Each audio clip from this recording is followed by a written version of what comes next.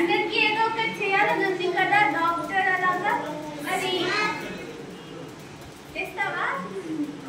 మరి మనం ఇవి చేయాలి, మనం అనుకున్నది అవ్వాలంటే మనం ఏం చేయాలి? బాగా చదువుకోవాలి. కరెక్ట్. ఒక చిన్న కథ చెప్తాను. అనగనగా ఒక ఊళ్ళో చిట్టి అనే ఒక అమ్మాయి ఉంది. తను రోజు బొమ్మలతో ఆడుకుంటూ ఉంటుంది. తనకి డాక్టర్ అవ్వాలని ఒక కళ ఉంది. తను ఏం చేస్తుంది, తన దగ్గర ఉన్న బొమ్మలకి తను ఆ బొమ్మల్ని తన పేషెంట్స్ గా చూసుకొని తనకి ఆ బొమ్మల్ని ట్రీట్ చేస్తూ ఉంటుంది అనమాట. ఫీవర్ వస్తే తనే దానికి ఒక రోగం వచ్చి, అంటే తనే ఇప్పుడు నా దగ్గర ఒక బొమ్మ ఉంది, తను ఈ బొమ్మకి జ్వరం వచ్చింది, నేను దీనికి ఇంజెక్షన్ ఇవ్వాలి, మందులు ఇవ్వాలి అని చెప్పి తనే ఆ బొమ్మకి ఇచ్చి తనే రోగం నయం చేస్తుంది. అలా ఆడుకుంటూ ఉంటుంది.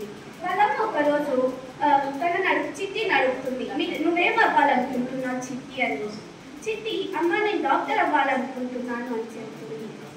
ఎందుకు అవ్వాలనుకుంటున్నావు అని అడిగితే, చిట్టి మా అమ్మ నేను 10 మందికి సహాయం చేయాలనుకుంటున్నాను, సహాయం చేసి వాళ్ళని సహాయం చేస్తేనే కదా నేను ఒక గొప్ప మనిషిని అవుతాను అని చెప్తుంది.